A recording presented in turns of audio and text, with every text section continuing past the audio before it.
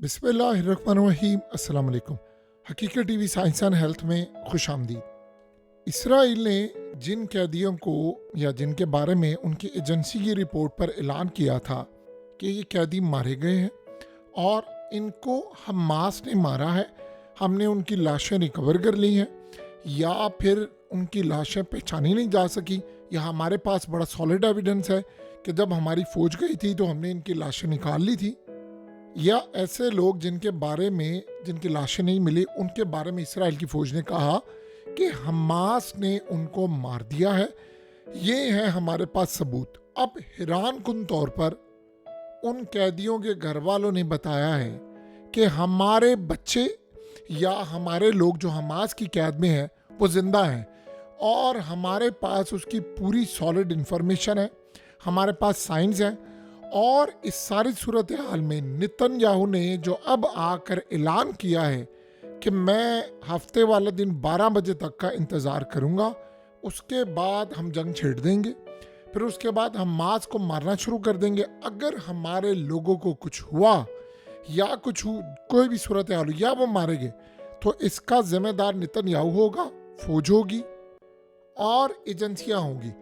अब आप ये सोचें, खबर ये नहीं है कि उनके पास इंफॉर्मेशन कहाँ से आई। जो खबर या इंफॉर्मेशन, यानी आप समझ रहे शिनबैत के पास नहीं है, मुसाद के पास नहीं है, वो खबर इनके पास कैसे आ गई, ये पूरी दुनिया में तहलका है। अब सवाल ये पैदा होता है कि क्या हमास ने इनको सरप्राइज दिया है या फिर हमास ने इन कैदियों के घर वालों के साथ रब्ता किया है।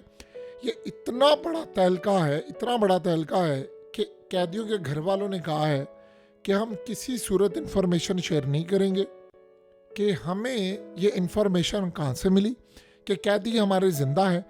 यानी आप इमेजिन कर लें कि जो कैदी आए थे हमास से जिनको रिलीज़ किया, जाहिर सी बात है उनको तो नहीं पता था या उन्होंने तो आकर बताया नहीं है। फिर सवाल ये पैदा होता है कि इतना बड़ा तहलका कि हमास के लोग क्या डायरेक्टली उनकी फैमिली से राब्ते में है जिसने पूरे इसराइल को सख्ते में मुब्तला कर दिया है। असल में इसके पीछे वो टेक्नोलॉजी है, वो चीज़ है जिसका इदराक आप और हम नहीं लगा सकते कि इसराइल की एजेंसियां मुकम्मल तौर पर फेल हो चुकी हैं, उसको ट्रैक नहीं कर पा रही, ना वो इसको लोकेट कर पा रही हैं, ना इसको फाइंड आउट कर पा रही हैं। अब सिनेरियो यहाँ पर ये बना है कि क्या हमास ने व्हाट्सएप पर या किसी भी तरह से इनके घर वालों का डाटा उन तक पहुँचाया है, एक ये सवाल।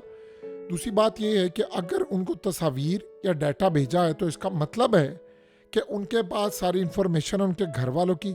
इसका मतलब है कि इसराइल ने जिनको मुर्दा डिक्लेयर कर दिया था वो सारे का सारा एक झूठ था, और इसका मतलब है कि हमास ने असल में वो बाजी पलट दी है जो इसराइल अब बिछाने के लिए जा रहा था।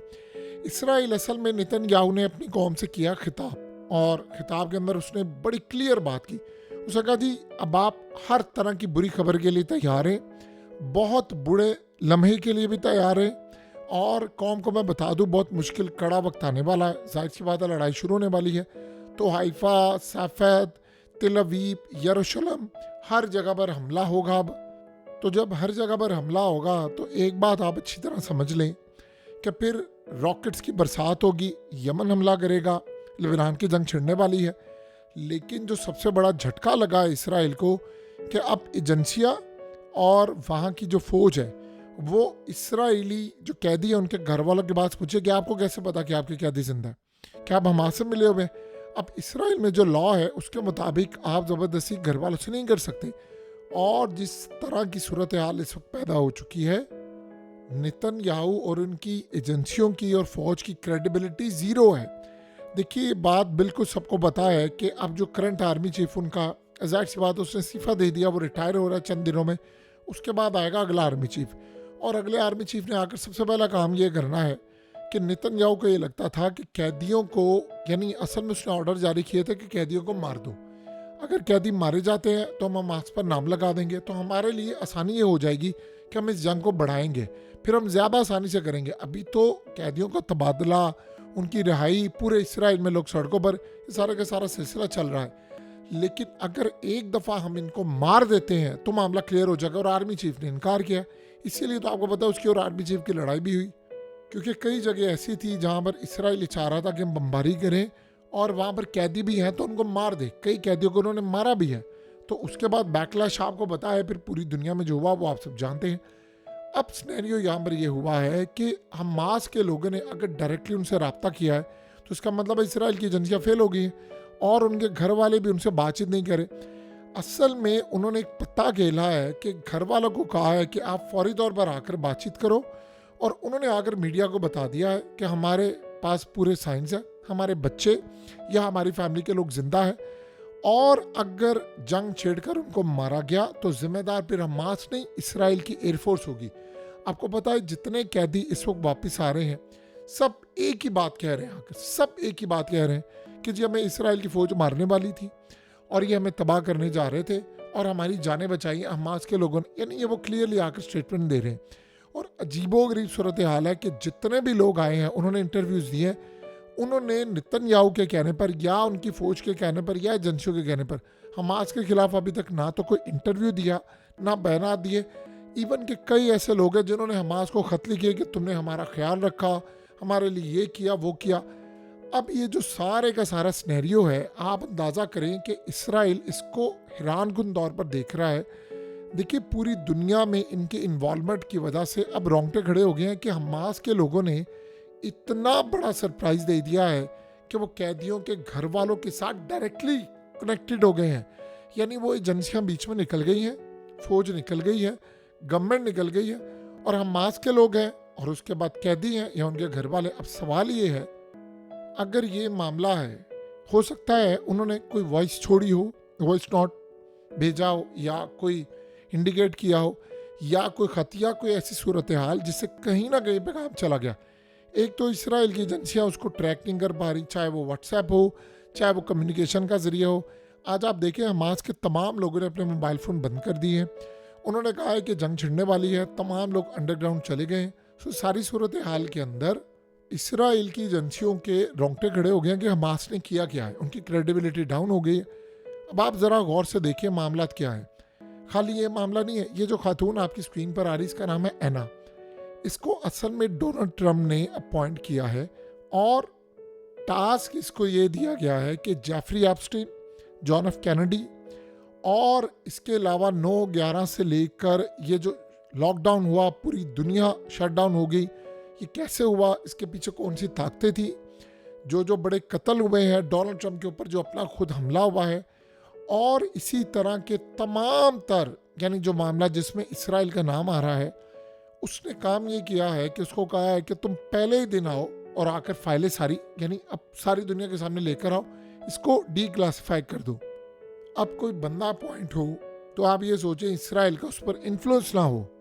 अब इसराइल के लोग कर ये रहे हैं कि वो जा रहे हैं और जाकर इससे मुलाकातें कर रहे हैं और इस पर यानी पूरा दबाव डालने की कोशिश कर रहे हैं कि जो भी फाइल्स तुम निकालो उसमें जो हिस्से इसराइल के हवाले से हैं उनको मंजर आम पर नहीं लाना चाहिए। अब पूरी इसराइल की लॉबी जो इसराइल के अंदर, जो इसराइल से बाहर अमेरिका में काम कर रही है, वो इस खातून के पीछे है कि भाई तुमने ये काम करना है, फलाना काम करना है। क्योंकि एक बात आप जेहन में रखिएगा, एक दफ़ा फाइल्स डिक्लासीफाई हो गई और उसमें अपनी मर्जी का रिजल्ट आ गया तो सारी ज़िंदगी याद रखिएगा अगर इसराइल को क्लीन चिट मिल गई तो फिर उम्र भर आप लगे रहें तो आप इसराइल को ब्लेम नहीं कर सकते। अब जाहिर सी बात है ये टेस्ट है ट्रम्प का, ये टेस्ट है बहुत सारी सूरत हाल का। यहाँ जो सबसे बड़ा मरहला आने वाला है वो ये है कि इसराइल ने जो गेम प्लान किया है, यानी मिसाल के तौर पर ट्रम्प ने जॉर्डन की किंग को बुलाया और उसको कहा कि जी ये सूरत हाल सामने आ रही है, तुम लोगों ने गजा के लोगों को लेना है। ये असल में इस रीजन के अंदर इतनी बड़ी जंग छिड़ने वाली है, इतनी बड़ी जंग छिड़ने वाली है कि आज से पहले हमने नहीं देखी। उधर तमाम के तमाम जो मिसाइल हैं वो यमन के हौसियों ने डिप्लॉय कर दिए हैं। उन्होंने हाइपरसोनिक मिसाइल ऑलरेडी लॉन्चर में लगा दिए। उन्होंने सिर्फ ऐलान किया है कि हमारी जो उंगलियां हैं वो ट्रिगर पर है, यानी आपने यहाँ से हमला शुरू किया, ये डील कैंसिल की, यहाँ पर हमने सिर्फ बटन दबाना है और उसके बाद हमले शुरू हो जाएंगे। और खाली यहाँ पर नहीं होंगे, अमेरिका पर भी हमले शुरू हो जाएंगे, बरतानिया पर भी होना शुरू हो जाएंगे। और जो रेड सी के अंदर तिजारत हो रही थी या लोग आ जा रहे थे वो भी असल में दोबारा बंद हो जाएगी। अब असल में इस वक्त चाइना से लेकर, फ्रांस से लेकर, रूस से लेकर तमाम बड़ी ताकतों ने इवन के ऐलान कर दिया है कि अमेरिका को ये काम नहीं करने देंगे, ना इसराइल को ये काम करने देंगे कि गज़ा के अंदर 20 से 22-25 लाख लोगों को निकाले। चाइना ने सबसे बड़ी स्टेटमेंट दी है, उन्होंने कहा है ये मुल्क फ़लस्तीनियों का था, ये है और रहेगा, कोई दुनिया की ताकत उनको अपने लैंड से नहीं निकाल सकती। हकीकत टीवी साइंस एंड हेल्थ की इस वीडियो के नीचे कमेंट ज़रूर कीजिए, अपनी राय का इजहार ज़रूर करें और इस वीडियो को हर जगह शेयर करते हुए चैनल को सब्सक्राइब ज़रूर करें।